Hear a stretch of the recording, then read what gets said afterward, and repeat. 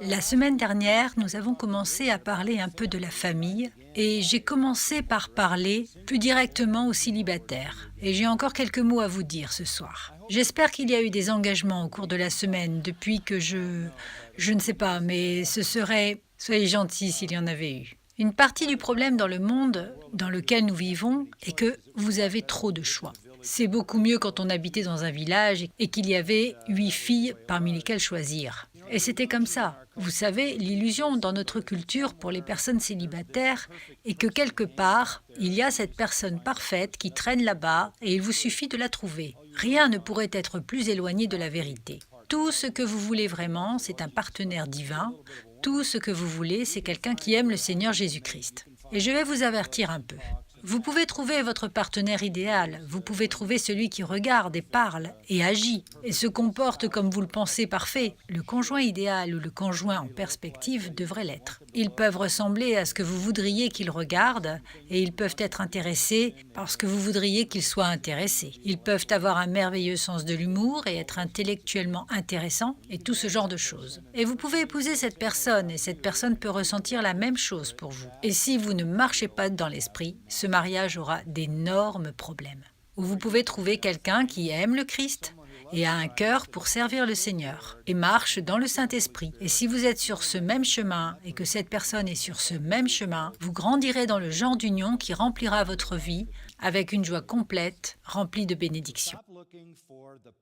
Alors arrêtez de chercher la personne idéale quelque part. Arrêtez de scanner tous les sites web inconnus et disponibles.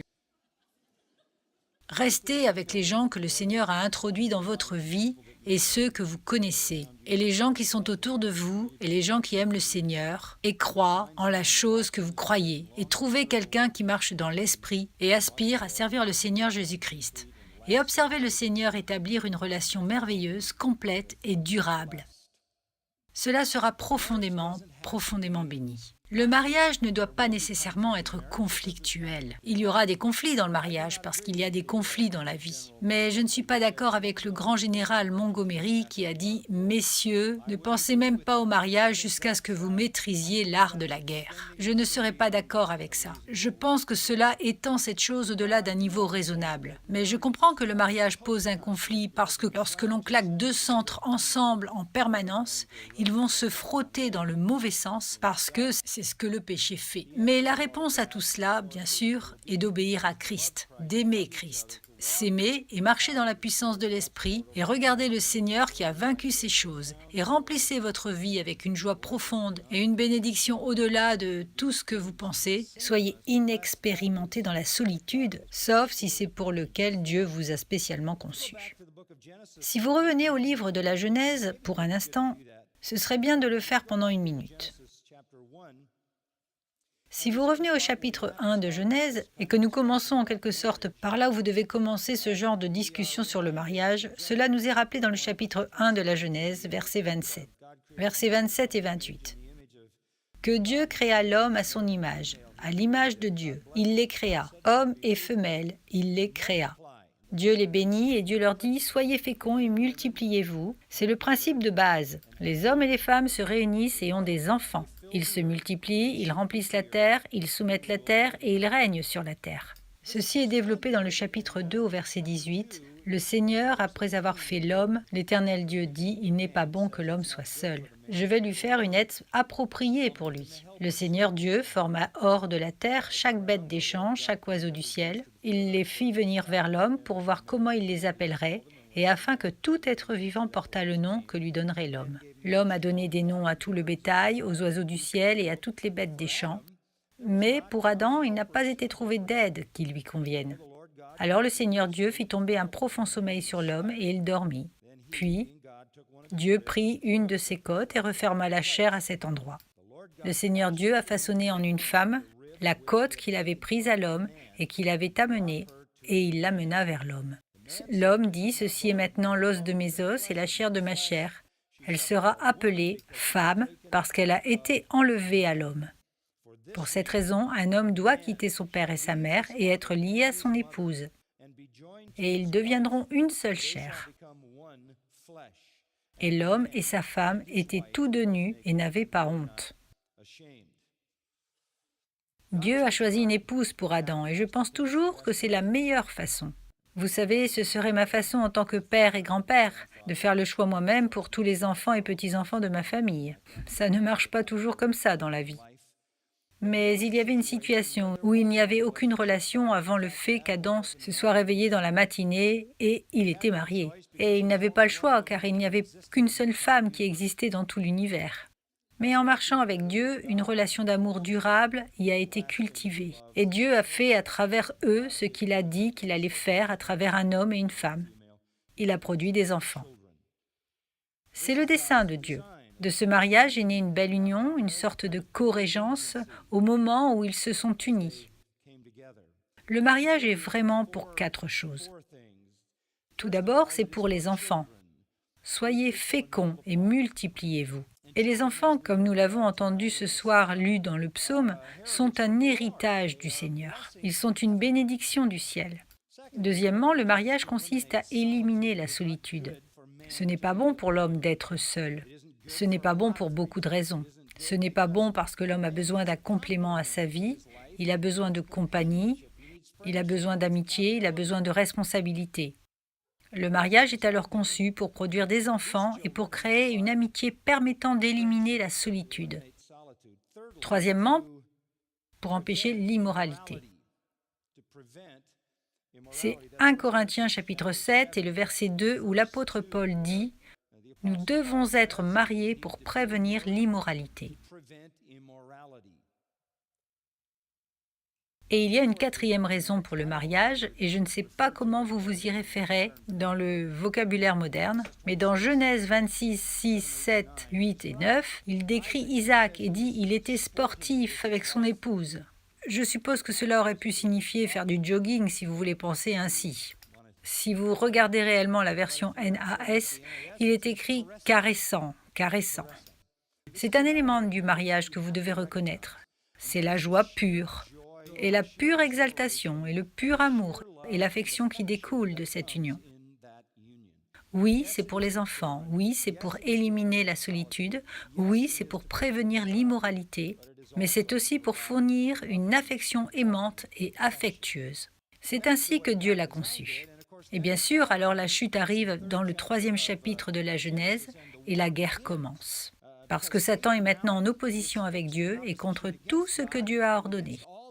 Et tout ce que Dieu a créé qui fait de Satan l'ennemi du mariage. Et Satan travaille très dur pour détruire les mariages. Les Écritures nous disent même de ne pas déchirer tout ce que Dieu a apporté, ensemble, en ce qui concerne le mariage. Satan attaque le mariage. Les personnes mariées s'attaquent les unes les autres à cause de leurs propres péchés, de leurs propres erreurs, et parce qu'il y a un conflit que nous lisons dans la Genèse entre l'homme et la femme, parce qu'ils rivalisent pour le pouvoir dans l'union. Alors immédiatement après la chute, Satan assaille le mariage de l'extérieur vers l'intérieur par le conflit dans le cœur des 2 personnes qui sont unies. Et puis tout commence vraiment à se défaire dans le livre de la Genèse. Au chapitre 4, vous avez la polygamie. Au chapitre 9, vous avez des pensées perverses et sexuelles. Au chapitre 16 de la Genèse, vous avez un adultère. Au chapitre 19, vous avez une homosexualité flagrante. Chapitre 34, vous avez la fornication. Vous avez au chapitre 34, encore une fois, un joug inégal. Dans Genèse 38, vous avez l'inceste. Dans Genèse 38, encore une fois, vous avez la prostitution. Genèse 39, il y a une tentation de séduction maléfique concernant Joseph. Et ainsi, la corruption de cette union merveilleuse et magnifique que Dieu a conçue vient vite et il se présente sous toutes ses formes. Et tout à coup, le monde est un monde de polygamie. Et c'est un monde d'adultère et d'homosexualité, de fornication, de plaisanterie inégale et d'inceste. Et la prostitution. Et il se développe rapidement dans la mesure où il est si vil au fil du temps que vous arrivez au 6e chapitre de la Genèse. Dieu dit « Je vais tuer tout le monde, toute la planète, sauf 8 personnes. » C'est ça, 8 personnes seulement. Bien. Après le déluge, les pécheurs étaient toujours des pécheurs. Les hommes et les femmes étaient encore des pécheurs, toujours nés aliénés de Dieu, nés avec le principe du péché dans leur vie, qui a un pouvoir dominant. Il est difficile de faire fonctionner un mariage après le déluge. Mais il y a au moins quelque chose qui est un peu mieux. Avant le déluge, les gens ont vécu 900 ans. Maintenant, vous pouvez être marié pour 10, 20, 30, 40, 50 ans. Je ne suis pas sûr que vous puissiez faire 850. Je suis à peu près sûr que vous ne pourrez peut-être pas. Il y a donc de la grâce et de la miséricorde dans tout cela. Il est difficile de faire fonctionner un mariage. Mais pouvez-vous imaginer un conflit intime pendant des siècles? C'est difficile à saisir. Donc, il y a une certaine pitié. Tout ce que vous avez à faire est de le faire fonctionner pendant moins d'un siècle, par le dessein de Dieu. Mais je crois vraiment que les problèmes conjugaux ont toujours été la source de la plus profonde douleur dans le cœur humain, parce qu'elles nous frappent dans notre vie la plus intime et dans notre niveau de vie le plus intense et le niveau de vie le plus personnel, le plus constant. Le péché qui entre dans notre famille et dans notre mariage est le véritable coupable de la malédiction. La malédiction frappe à la base de notre relation la plus essentielle.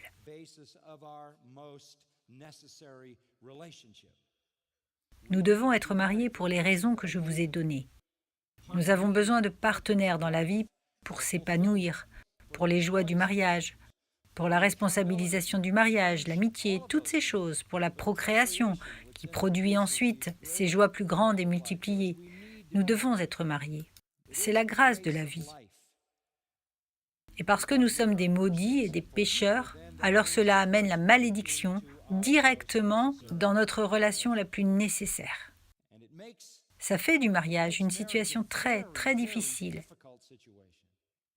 Et c'est probablement plus difficile dans notre culture aujourd'hui parce que les gens qui essaient d'être mariés aujourd'hui n'ont pas eu une génération derrière eux qui leur ont donné l'exemple d'un bon mariage. Nous avons eu assez de mauvaises générations de mariage et maintenant nous avons toute une génération de jeunes gens qui grandissent et qui n'ont aucun modèle de ce à quoi un bon mariage ressemble. Elles sont victimes de la révolution sexuelle, de la révolution homosexuelle et du mouvement de libération de la femme. Et le mariage a été l'agneau sacrificiel sur l'autel de toutes ces aberrations. Et pourtant, quel est le type de chanson le plus populaire dans notre culture? Quelle est la catégorie dans laquelle le type de chanson le plus populaire existe? Il s'appellerait des chansons d'amour, n'est-ce pas? Des chansons romantiques, parce qu'elles sont toujours au cœur de chaque homme et de chaque femme, qui ont un profond désir d'être vraiment et durablement aimés et pris en charge par une autre personne.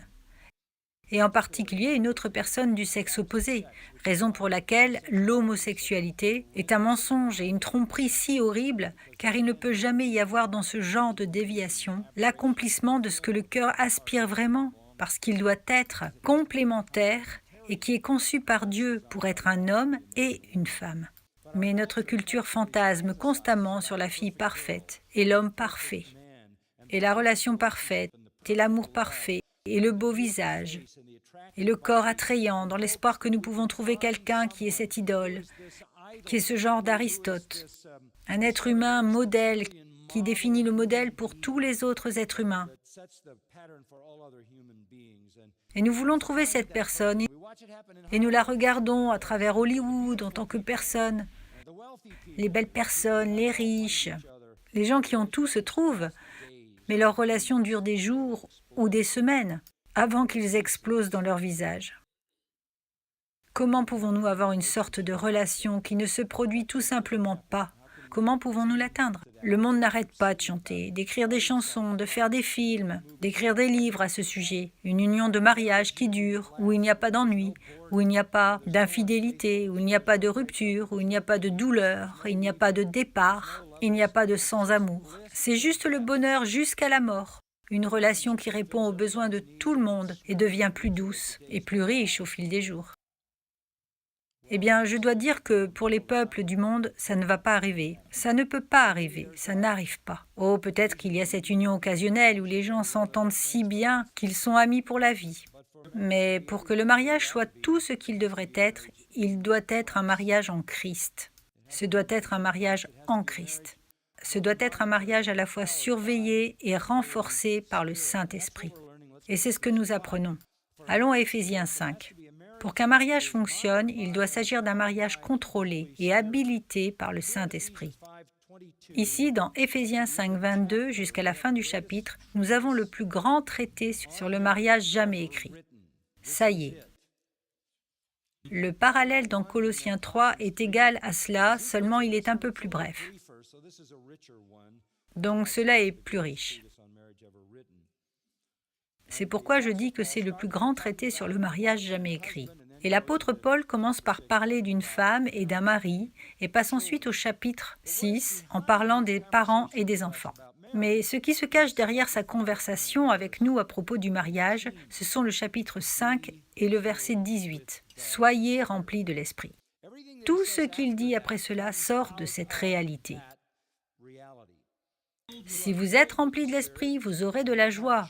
Vous vous parlerez les uns aux autres. Psaumes, cantiques, chants spirituels, chants, mélodies de votre cœur pour le Seigneur. Vous aurez de la gratitude. Au nom du Seigneur Jésus-Christ, vous rendrez toujours grâce pour toutes choses.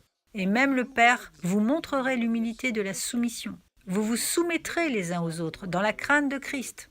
Et nous avons dit alors, une vie remplie de l'Esprit est une vie de chant avec joie, une vie de louange, de gratitude et une vie de soumission à l'autre.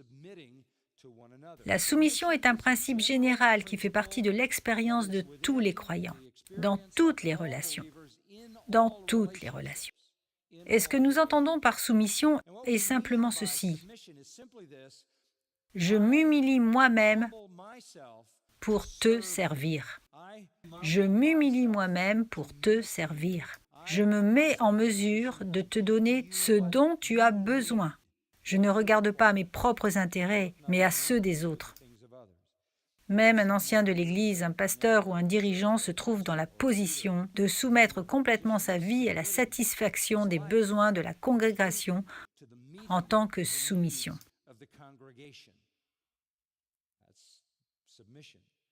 Vous pourriez penser que quelqu'un qui est en position de leadership est seulement en position de domination et de l'autorité. Il y a ce genre de leadership, mais ce n'est pas un leadership biblique. Jésus a dit qu'il serait le chef parmi vous, qu'il soit quoi? Votre serviteur, votre esclave. Nous ne sommes pas comme les gentils. Nous ne dominons pas les gens. Le leadership spirituel consiste simplement à se soumettre à la satisfaction des besoins de ceux dont il est responsable. Cela coule droit dans le mariage. Dans le mariage, le mari doit se soumettre, s'humilier, s'abaisser, condescendre, descendre comme Christ. Ayez cet esprit en vous qui était aussi en Christ Jésus, qui n'a point regardé comme une proie à arracher d'être égal avec Dieu, mais qui s'est dépouillé lui-même en prenant une forme de serviteur. Il a pris la forme d'esclave jusqu'à la mort, voire la mort sur la croix. Nous aimons parler, même dans la communauté chrétienne, de la façon dont les femmes doivent se soumettre à leur mari, mais nous ne sommes pas aussi désireux de parler de la rapidité et de la nécessité des maris de se soumettre à leurs épouses. Le mari pose toujours une question. Comment puis-je exercer un ministère auprès de ma femme? Comment puis-je répondre aux besoins de ma femme? Comment puis-je fournir tout ce dont elle a besoin? Comment puis-je faire de ce mariage un refuge de sécurité, de repos, d'accomplissement et de joie pour elle? L'Écriture place ce fardeau sur le mari, même s'il est la tête dans le foyer. Il a le sentiment qu'il est celui qui doit la protéger, prendre soin d'elle et des enfants. En même temps, il doit être celui qui, dans sa protection, sa prestation et ses soins, rencontre chacun de ses besoins autant que possible.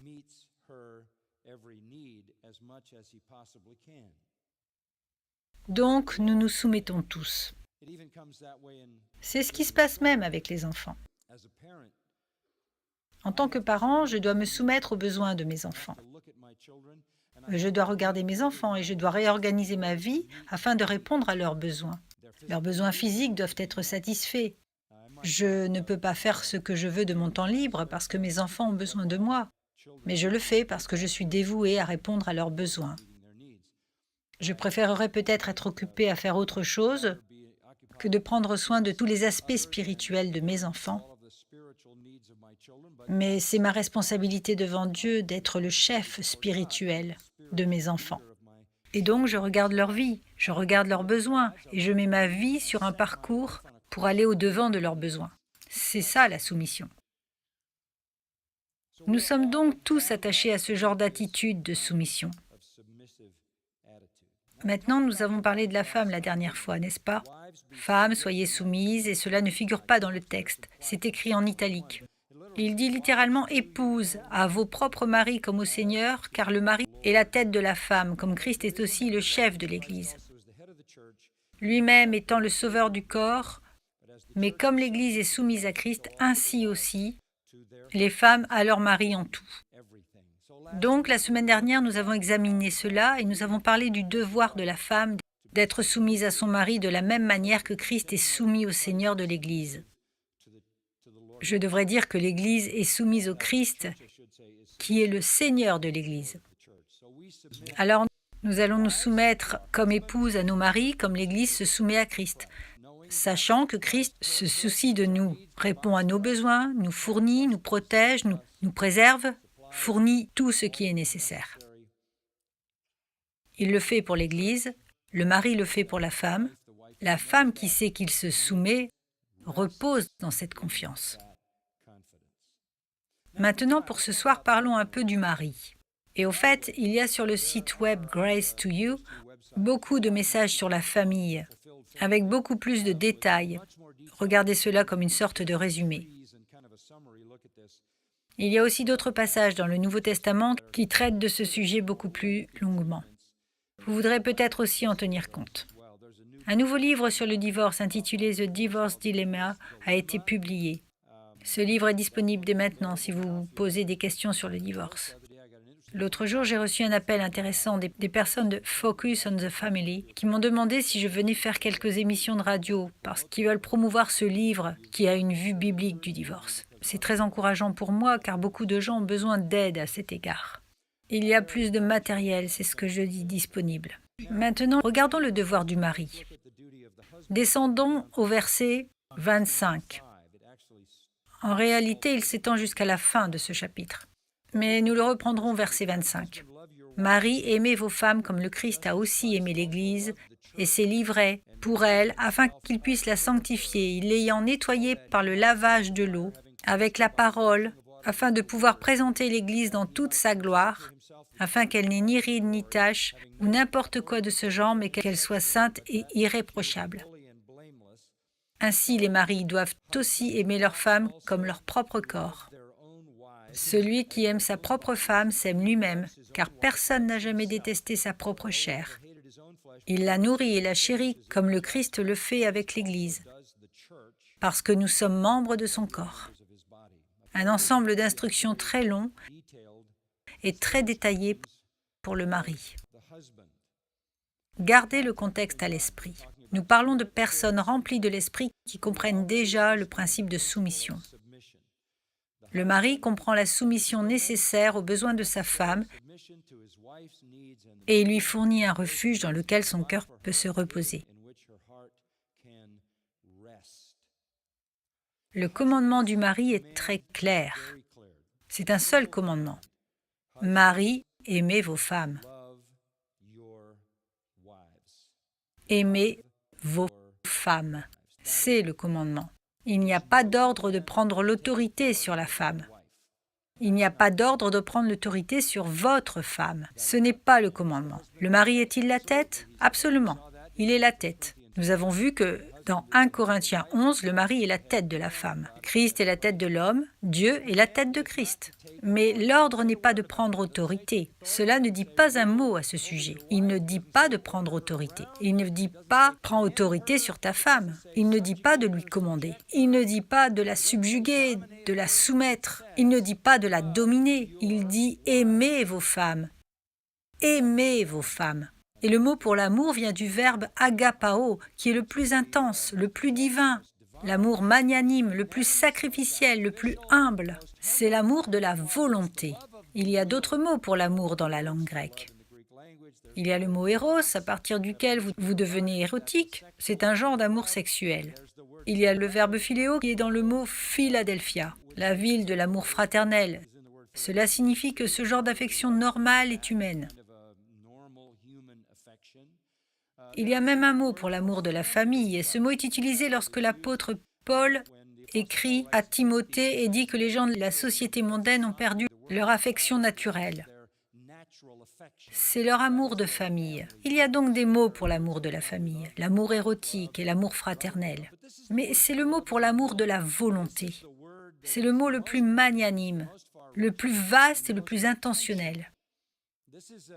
C'est un mot pour l'amour qui n'est pas défini par la sollicitation de celui qui est aimé. C'est l'amour de la volonté. C'est aimer parce qu'il est juste d'aimer.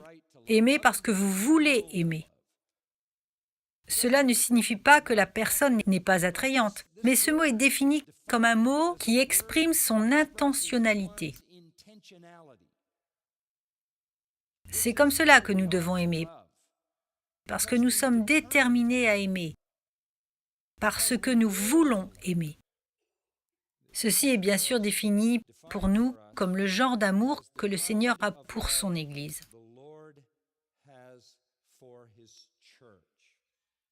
Et il ne nous aime pas parce que nous sommes aimables. Il ne nous a pas sauvés parce que nous étions adorables.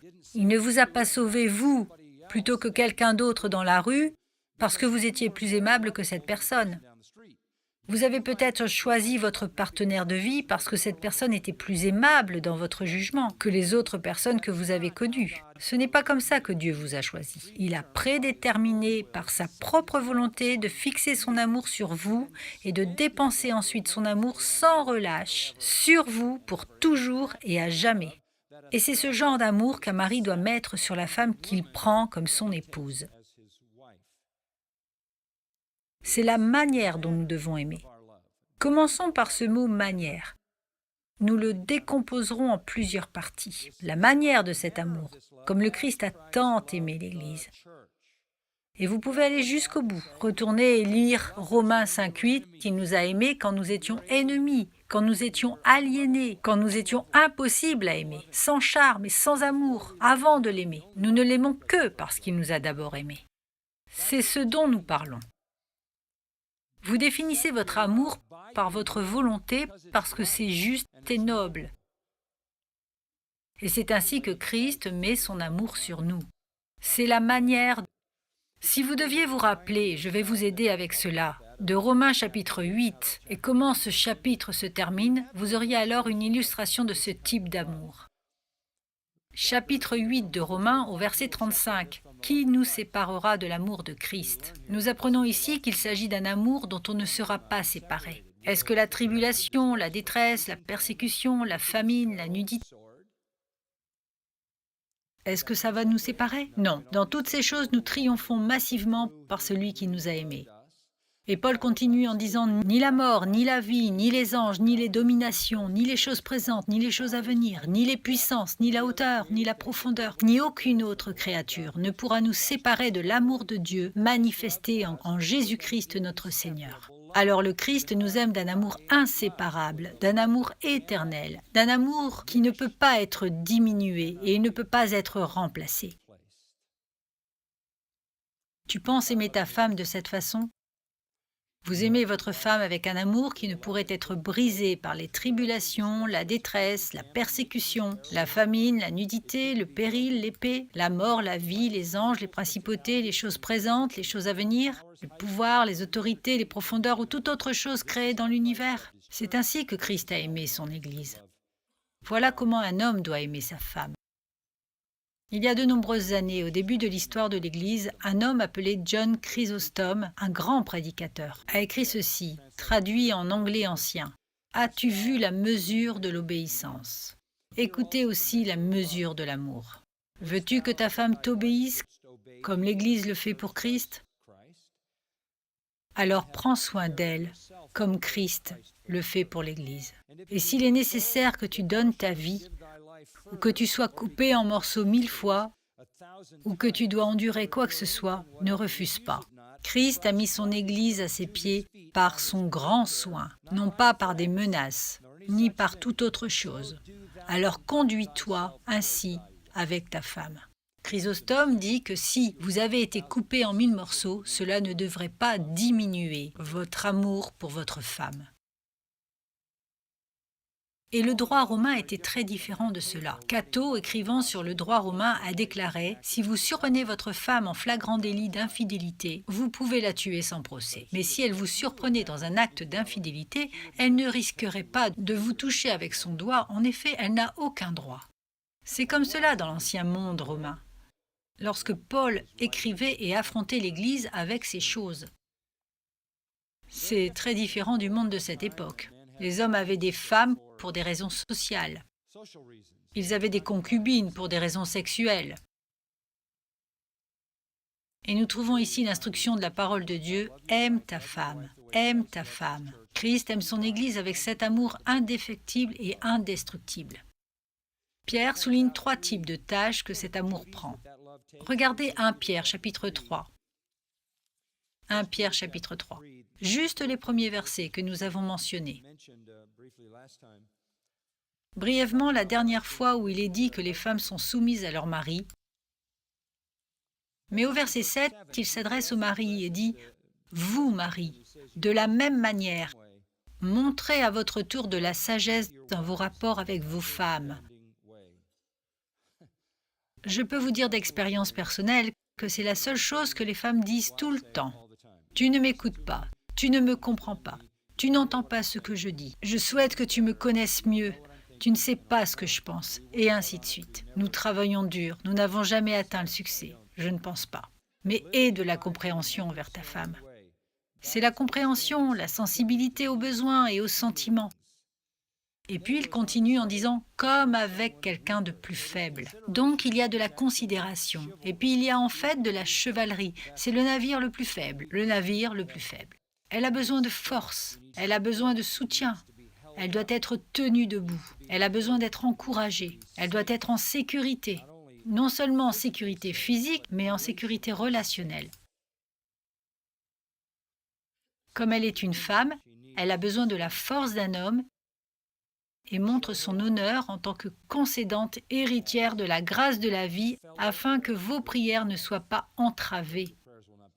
Comment aimez-vous votre femme?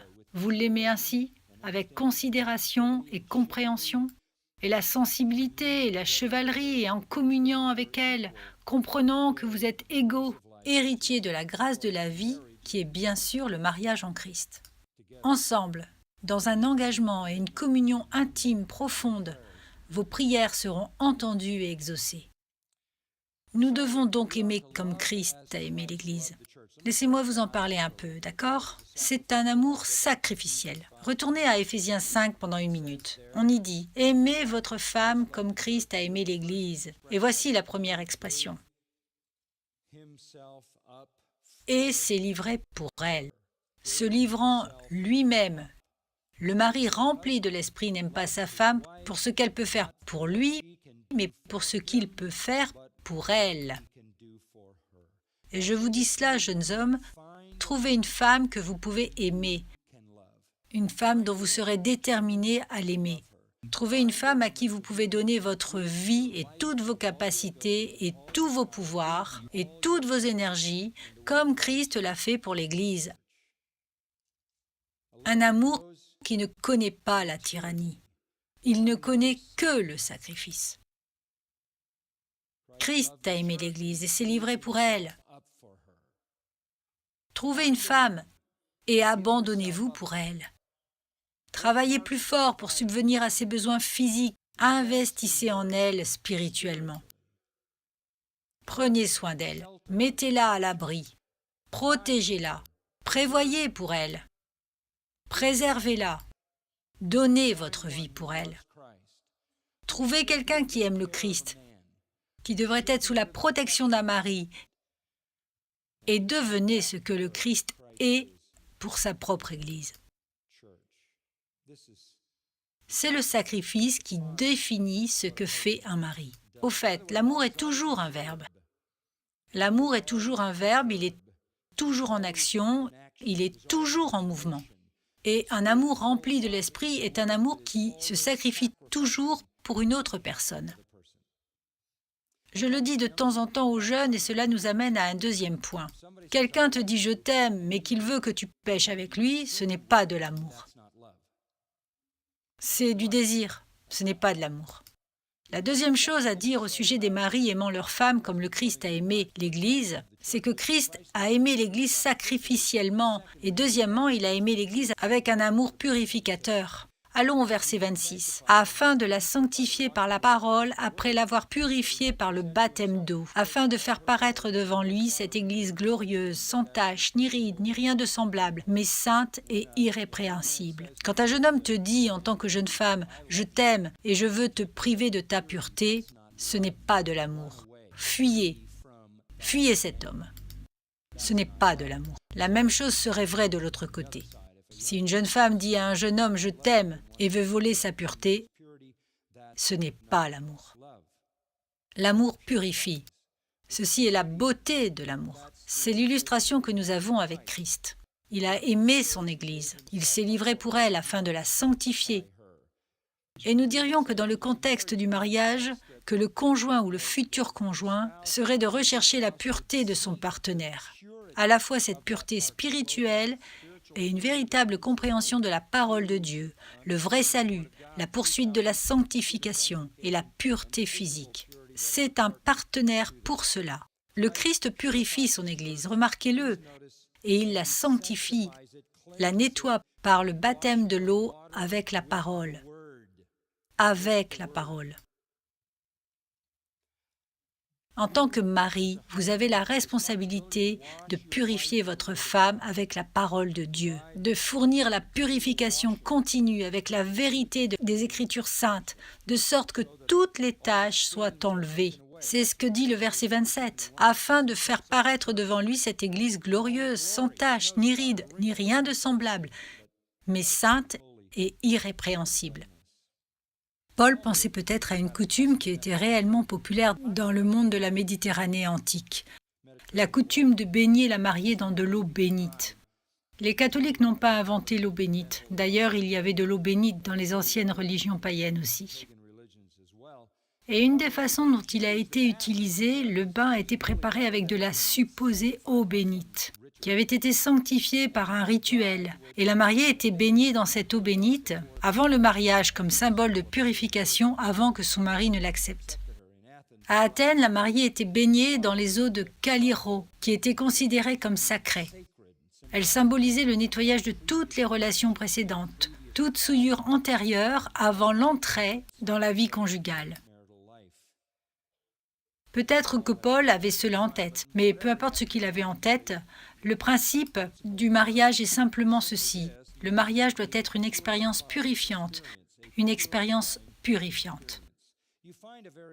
Vous trouvez une expression très similaire de l'apôtre Paul vers la fin de sa deuxième lettre aux Corinthiens.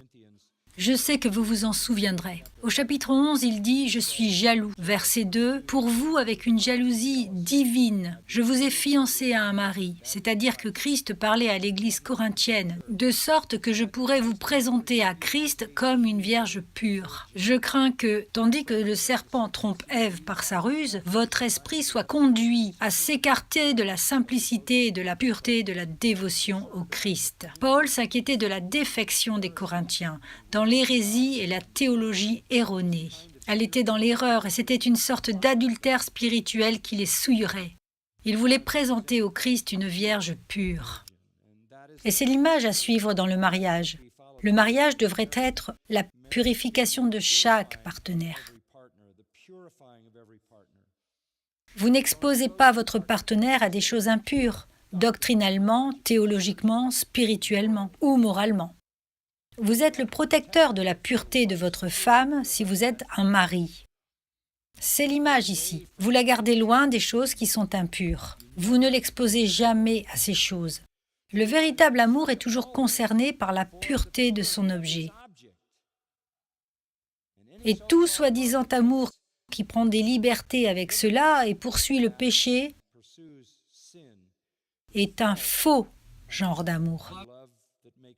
Tout amour qui rend les gens grossiers, bruts, durs, tout amour qui les expose à des images pornographiques, immorales, qui crée des pensées impures dans leur esprit, n'est pas le pur amour dont il est parlé ici.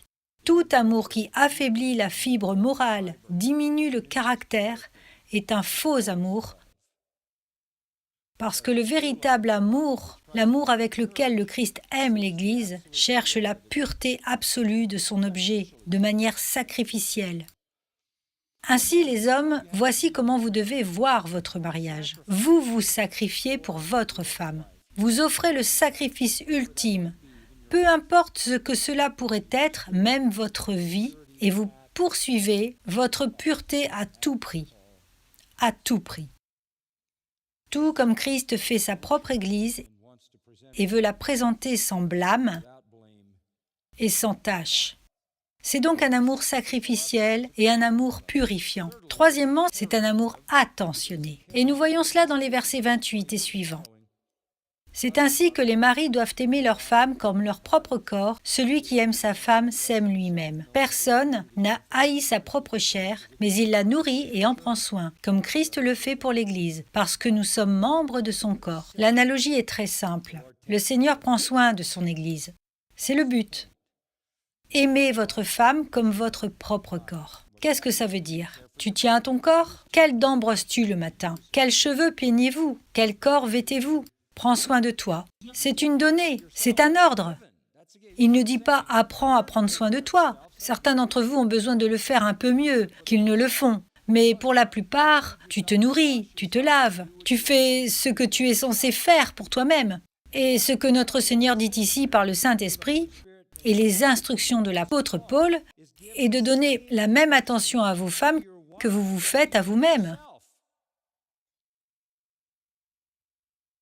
Parce que vous êtes vraiment, le verset 29 dit, une chair. Et le faire, parce que si vous ne le faites pas, c'est une sorte de suicide de soi. Vous vous détestez. L'idée est de nourrir et de chérir sa propre femme. De nourrir et de chérir sa propre femme. Verset 29. Nourrir, c'est-à-dire apporter ce qui apporte la vie, croissance et bien-être. Et chérir, littéralement faire chaud. J'imagine que vous pourriez avoir envie de la câliner, de l'embrasser, de lui assurer la sécurité. Et donc, il y a cette idée de se soucier, de répondre aux besoins, de satisfaire les désirs. Personne ne déteste jamais sa propre chair. Mais tout le monde la nourrit et la chérit. Mais Christ le fait pour l'Église. Et vous devez le faire pour votre femme. Le mot nourrir vient en réalité de ektrepho, qui signifie nourrir. C'est un mot utilisé dans la Bible principalement pour éduquer les enfants, nourrir, donner un climat de croissance et de développement.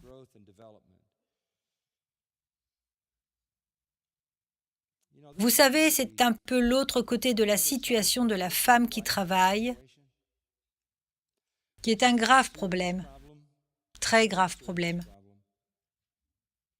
Votre femme n'est pas censée subvenir à vos besoins, vous nourrir et vous chérir. Tu es censé lui fournir cela. Et 1 Timothée 5,8 dit « Si vous ne prenez pas soin de votre propre famille, vous êtes pire qu'un incroyant, parce que même les incroyants le font. » Quelque chose ne va pas du tout lorsqu'un homme considère sa femme comme une source de provision pour lui-même. Quelque chose ne va pas non plus lorsqu'un homme voit sa femme comme cuisinière et laveuse, et une baby-sitter et une partenaire physique. L'homme doit voir sa femme comme un trésor à soigner et à chérir. Nourrir de la même manière que le Seigneur le fait pour son Église. Dans toutes les Écritures, l'homme est le fournisseur, l'homme est le protecteur, l'homme est le conservateur. L'homme est le nourricier, le chérisseur, comme le Christ l'est pour son Église. L'Église ne fournit vraiment rien. Nous lui accordons toute notre attention et il prend soin de nous. Même la malédiction démontre que l'homme va être le fournisseur parce que l'homme est maudit dans son travail, n'est-ce pas? Quand la malédiction vient à Adam, maudit es-tu quand tu vas au travail. Tu vas être maudit parce que par la sueur de ton front, tu vas travailler et ça va être très difficile de produire de la nourriture. La malédiction sur la femme, ça vient où? En elle. Quoi? Accoucher? Parce que c'est son domaine. C'est le domaine dans lequel chacun fonctionnera. L'homme sera le fournisseur, la femme sera la porteuse d'enfants. Vous êtes le fournisseur, vous êtes le protecteur, vous êtes le gardien de cette femme, dans tous les sens. C'est ainsi qu'un mariage devient, comme tous les gens voudraient que soit un mariage. Et tant de choses sont l'accomplissement et la responsabilité du mari. Les épouses, elles, se reposent dans tous ces soins et prestations. C'est donc un amour sacrificiel, un amour purifiant, un amour attentionné. Et enfin, c'est un amour incassable. C'est un amour indestructible. Le verset 31, un homme doit quitter son père et sa mère et être lié à sa femme. Et ceci est cité dans Genèse 2, 24. Comme nous l'avons lu plus tôt, les deux deviendront une seule chair. Une chair. Indivisible. Le nombre indivisible. 1. Deux deviennent une chair, une union indivisible, intime et indissolvable. Deux deviennent une. Ce que Dieu a uni, ne laissez pas l'homme le séparer. L'identité individuelle est perdue. Il n'y a plus d'identité individuelle. Nous sommes perdus l'un dans l'autre, partons et clivons. Unité d'esprit, unité de cœur, unité d'objet, unité spirituelle, unité sexuelle, qui se termine par un enfant qui est le produit de cette union. C'est pourquoi tout adultère, toute impudicité, toute infidélité sont condamnés dans les Écritures, parce qu'ils violent cette unité, cette union. C'est pourquoi Malachie 2,16 dit « Dieu déteste le divorce ». Dieu déteste le divorce. Il arrive que Dieu ordonne comment le mariage doit être dissous s'il doit être dissous légitimement. Il y a des motifs de divorce. Dieu comprend cela à cause de la dureté de son cœur, mais il le déteste parce qu'il brise cette magnifique institution que Dieu a faite qui passe d'une génération à l'autre. Ainsi les hommes, aimez vos femmes de façon sacrificielle, purifiante, attentionnée et permanente. Soyez absolument indestructibles dans votre dévotion et votre engagement envers vos femmes. Faites une alliance avec votre femme selon le modèle de l'alliance que Christ a faite avec l'Église, et rien ne peut séparer l'Église de lui. Non, rien ne devrait jamais vous séparer, non plus. Christ aurait-il jamais rejeté l'Église? Non.